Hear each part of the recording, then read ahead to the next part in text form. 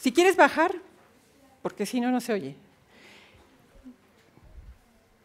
Sí, es una pena que no podamos hablar, por ejemplo, del efecto de la fructosa, que no es solo las calorías, sino donde se metaboliza y por qué ha sido un factor importante en este crecimiento de la obesidad, ¿no? De haber cambiado del azúcar a los jarabes que tienen un alto contenido de fructosa, etcétera. Es un proceso metabólico complejo.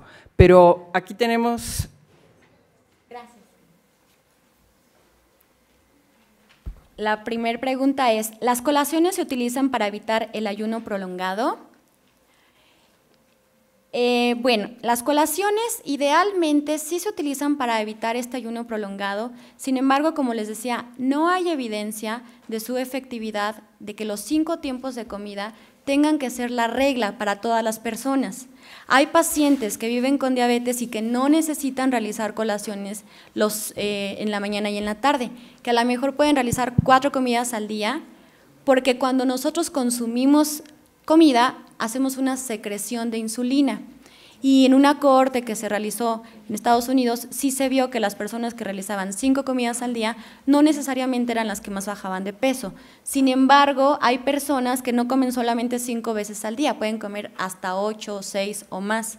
Y son personas delgadas, con un metabolismo más acelerado. Y las colaciones lo que nos ayudan principalmente es a romper como el ácido que se va formando en el estómago. Ahora bien, esto no quiere decir que no tengamos que comer, por lo menos las 3 comidas al día, esas sí están demostradas en cuanto a su efectividad. Si las colaciones las hacemos como que es una pequeña comida baja en calorías, entre comidas, pueden funcionar para ayudarnos a llegar con menos hambre a la siguiente comida. Les ponía el ejemplo de los totopos y la pechuga empanizada. No es lo mismo llegar al restaurante sin haber desayunado del día anterior, que cenaron a las 7, 9 de la noche, y querernos comer todos los totopos, a haber realizado una colación en donde vamos a tener más saciedad y por ende consumimos menos cantidad de comida en ese tiempo. ¿Quieres? Si quieres, contesto la que sigue y nos vamos así. Bueno, la siguiente dice que si las colaciones son iguales en pacientes que viven con diabetes y pacientes que tienen obesidad. La respuesta es no, y generalmente las colaciones en personas que viven con diabetes tienen mucho que ver también con la reserva pancreática del paciente. ¿A qué se refiere esto? Recordemos que la diabetes, ¿qué es? Un exceso de azúcar en la sangre, ¿no? Entonces, ese exceso de azúcar se está dando porque el páncreas no está secretando la cantidad de insulina necesaria para bajar esos niveles de azúcar en la sangre, o bien porque esa insulina que está siendo secretada está siendo insuficiente. Entonces, si tenemos un paciente a lo mejor que ya tiene una reserva, ¿cómo decirlo?, reducida, es altamente probable que el nutriólogo prefiera no mandarle colaciones que contengan carbohidratos y que por lo tanto hagan trabajar su páncreas. No sé si me entendí. También tenemos pacientes que están en tratamiento de insulina donde se inyectan la insulina en base a lo que comen. Si ese es el caso, si ellos deciden optar por una colación que contenga carbohidratos, implica una inyección de insulina. Por lo tanto, son pacientes que normalmente van a preferir también hacer colaciones que no tengan carbohidratos. O sea, depende también de cada persona. En términos generales, la respuesta es no, no son iguales.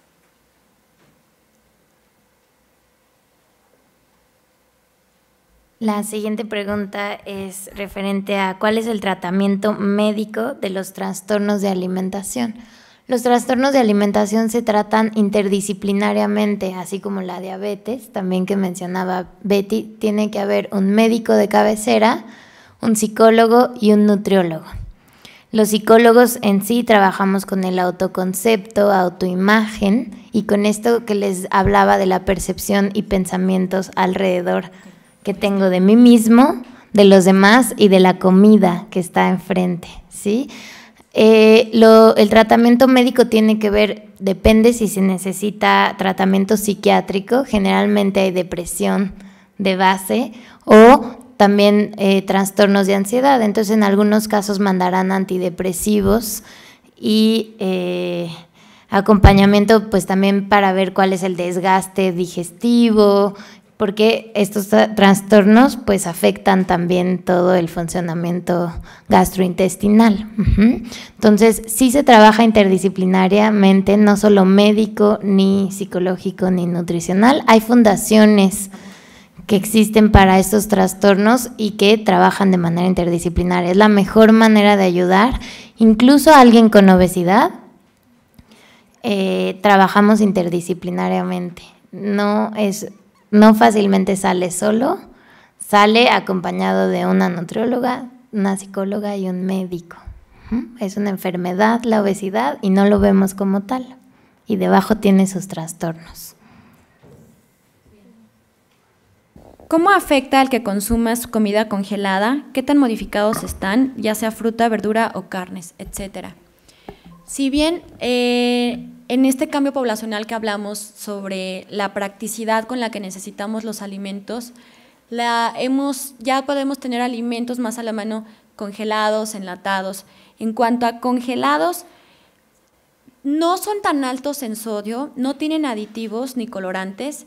Sin embargo, la diferencia principal en este tipo de verduras congeladas es que a la hora de trocear la verdura se pierden sus propiedades de antioxidantes y a la hora de congelarlos pues se conservan un poco, pero no es igual, nunca va a ser igual un alimento fresco, recién cortado y recién picado a uno que ya está enlatado o congelado, pero pueden funcionar como alguna alternativa para, por ejemplo, si esa semana están en exámenes o actividades que no les permitan poder ir al supermercado, comprar, lavar, desinfectar sus verduras, pueden echar mano eventualmente de algún tipo de verdura congelada. Repito, no es lo ideal siempre va a ser lo más parecido a lo natural, con la seguridad de que no están consumiendo un producto nocivo para su salud. ¿Qué otra? Acá hay otra donde nos preguntan si el pan integral de caja tiene gluten y si engordan. Sí tiene gluten. No sé si la pregunta iba relacionada con que si el gluten engorda. Miren, en términos generales, ningún alimento engorda. Lo que engorda es el exceso de las calorías que consumimos en el día. Ya lo veíamos al principio. Pero sí podemos hablar de alimentos que tienen mayor densidad energética, es decir, que están mayormente cargados de calorías y que si los incluimos en el plan de alimentación, probablemente su consumo diario o frecuente nos va a ocasionar un incremento de peso. Pero ojo, no es el alimento en sí mismo el que nos está ocasionando el incremento de peso, sino es el desbalance de energía total del día. Si la pregunta era que si el gluten en específico engorda, la respuesta es que el gluten es una proteína, por lo tanto contiene calorías y por sí mismo pues no engorda.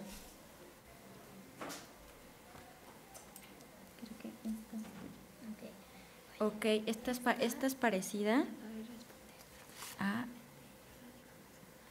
a esta. Bueno. A ver, aquí hay otra, si quieren que contesto yo. Dice, ¿cuál es la importancia del mindfulness? La definición es atención plena. Y tiene que ver con estar centrados en el aquí y el ahora. Hemos perdido la capacidad de tener atención plena en cada cosa que hacemos. Digamos, si voy manejando, no ir respondiendo los mensajes, hablando por teléfono, pensando en otras cosas. La atención plena es hacer lo que estoy haciendo en el momento sin distraerme con todas las otras cosas. Se los ponía como ejemplo para la comida. Aquí preguntan cuál es la importancia del mindfulness. Si estamos con atención plena, centrados en el aquí y el ahora, siendo muy conscientes de qué decisiones estoy tomando, qué decido elegir, como ya me enseñaron, si ya tengo la información, es nada más ser consciente en el aquí, en el ahora, en el tiempo presente, poniendo atención, qué sí hago, qué no, antes de reaccionar, pensar y detenerme un poco a tomar esta decisión. Es por eso que es muy importante, sirve como técnica, bueno, primero para la alimentación, pero para muchos otros problemas de depresión, de ansiedad, de diferentes situaciones. Para resolver problemas hay que poner atención en el momento presente. Nos preguntan, para un deportista que realiza natación, ¿por qué evitar la pasta o la papa cocida? No es como tal la recomendación en algún deportista que tenga que evitar la papa o las pastas. Como les decía Betty, contienen calorías, son cereales, son carbohidratos y son fuentes de energía, lo necesitamos. Cuando realizamos actividad física estamos gastando energía. Entonces no hay alguna restricción en deportistas, lo pueden consumir siempre y cuando no sea en exceso. La siguiente pregunta, ¿qué es mejor, la leche light o la leche semidescremada? A partir de los 2 años ya se recomienda que los niños empiecen a consumir la leche descremada. No es lo mismo, la leche entera es la que contiene más cantidad de grasa, es más amarilla y más espesa. Después está la leche semidescremada, que contiene menos cantidad de grasa. Esa es no tan amarilla y menos espesa. Y después viene la leche descremada o light, es lo mismo, leche descremada o light. Y contiene las mismas características nutrimentales en cuanto al aporte de calcio que el resto de las leches, pero tiene menos cantidad de grasa. Entonces, es mejor no solo la leche, sino también el yogur descremado o yogur light. Pero ojo, aprendan a leer las etiquetas para que, como les compartía, a veces el yogur light resulta no ser tan light como el mismo yogur natural, dependiendo la marca. ¿Se debe evitar la miel? No sé si la pregunta es en general o en diabetes. No, o sea, satanizan de que la miel de abeja que no se debe consumir por la cuestión de azúcar. Ok, la miel contiene principalmente fructosa, no pasa, es como el plátano, la manzana, todas las frutas. No pasa nada si la consumimos. Además, es un producto natural, siempre y cuando no sea en exceso, no se tiene que evitar, pero no es sustituto del azúcar. A veces podemos encontrar algún alimento que diga sin azúcar, pero ojo, se refiere al azúcar de la caña. Puede ser que ese alimento esté endulzado con fructosa o con miel. Entonces, no es satanizada, se puede consumir, no pasa nada siempre y cuando no sea en exceso. Sí, gracias. La siguiente pregunta dice, tengo diabetes y a veces tengo como ataques de hambre y tengo que comer casi de inmediato. ¿Me podrían explicar por qué se da esto y qué podría hacer para evitarlo, ya que considero que no es un trastorno emocional? ¿Quién hizo esta pregunta? ¿Ok? ¿Qué medicamento tomas para controlar tu diabetes? Metformina. ¿No usas insulina o sulfonilureas? Ok. Porque pensé que quizá estos ataques de hambre en algunos medicamentos pueden tener que ver con una hipoglucemia, sobre todo cuando usamos medicamentos como glibenclamida o insulina. ¿Tomas glibenclamida?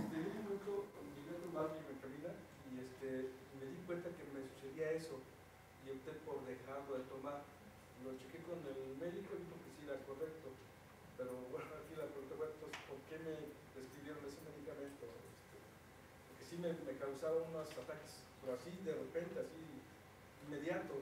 Tenía que comer inmediatamente. En una ocasión llegué a una farmacia y me llegó un ataque tan fuerte que agarré unas galletas y no podía ni abrirlas por el estrés tan fuerte que me dio. ¿Y esto es cuando estabas tomando glibenclamida? ¿En ese momento tomaste tu glucosa con un glucómetro o simplemente reaccionaste? Ok, esto tiene que ver con una hipoglucemia. Cuando vivimos con diabetes y cualquier tipo de diabetes, pero usamos insulina o algún otro medicamento que baje la glucosa como las sulfonilureas, que la más común es glibenclamida, tienen un efecto hipoglucemiante. Y los síntomas de la hipoglucemia sí dan cierta ansiedad y ganas de comer con desesperación, porque la glucosa está por abajo de lo normal. Lo normal lo consideramos en 70, y entonces cuando tienes rangos abajo de 70 empiezas a sentir como ansiedad, ganas de comer, con una desesperación de alguna manera, porque tus niveles de glucosa están por debajo y eso te hace sentir así. Y generalmente cuando comes ahí sí te sientes como más tranquilo porque ya no tienes estos síntomas de desesperación, de ansiedad, de sudoración, temblorina. Tiene que ver con el medicamento y con el control de la glucosa. Hay que estar monitoreando constantemente la glucosa para saber en cuánto estamos, si estamos en metas de control que nos dio nuestro médico o si estamos por debajo o por arriba. Y ahí preguntabas también un poco qué hacer para evitarlo. Normalmente ese tipo de medicamentos, tu médico tuvo que haberte hecho la aclaración que deben ir acompañados de alimentos. Si omites algún alimento, normalmente se omite la dosis del medicamento.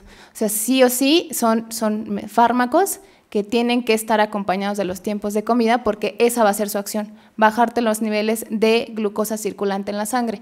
Entonces, si tú no has comido, tienes niveles muy bajitos. Si encima tomas el medicamento, se van a bajar aún más y por eso te dio toda esa sintomatología. Perdón, sí quisiera hacer una intervención, perdón por la intervención. Sí. Porque leí recientemente un artículo que escribieron en la Gaceta Politécnica en cuanto a las hojas de chirimoya, que no está comprobado que es un amortiguador, o sea, quiere decir que puede estar acompañado con medicamentos que bajan el azúcar, pero que si está bajo el nivel de glucosa lo va a subir, si está alto lo va a bajar, van a ser reguladores. Entonces, bueno, está todavía, ya se hizo en ratas el estudio, ya hay un reporte inicial, todavía no se lleva a humanos, pero son las hojas de chirimoya en combinación con este tipo de medicamentos, para que los consideren ustedes también. ¿Tiene algún comentario? Lo revisamos.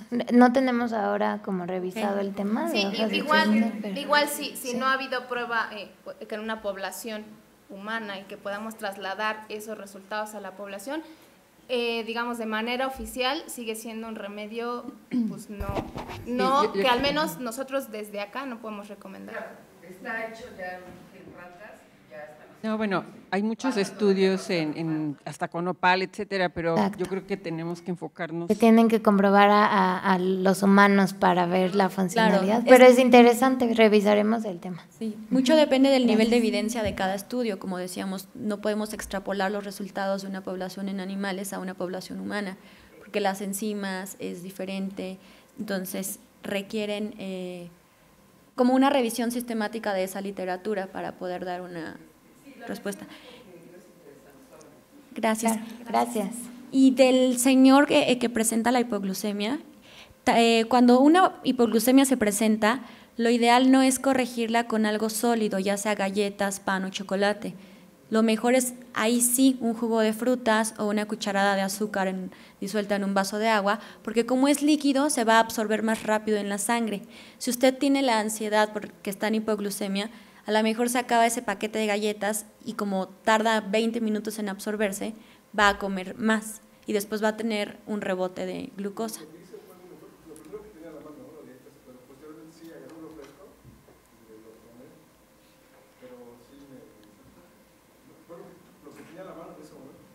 Sí, ese es todo un tema de aprender cómo resolver hipoglucemias. Seremos felices de regresar acá a seguir hablando de esto porque es todo un tema, cómo se resuelve con alimentación las hipoglucemias. Sí. Bueno, vamos a tener que detenernos. Yo sé que hay varias preguntas ahí. Vamos a darle 5 minutos para que tengan el descanso, porque ya vi que nadie se tentó para ir a comer una galletita y un café. Como bien dicen las nutriólogas, es la cantidad, ¿no? No hay alimentos prohibidos. Y un cafecito ahorita para que despierten o más. Y nos vemos en 5 minutos de ser posible porque estamos contrarreloj. Se los voy a agradecer mucho, ¿sí? Pero sí les tengo que dar ahorita ya el break porque se tienen que recuperar. Gracias.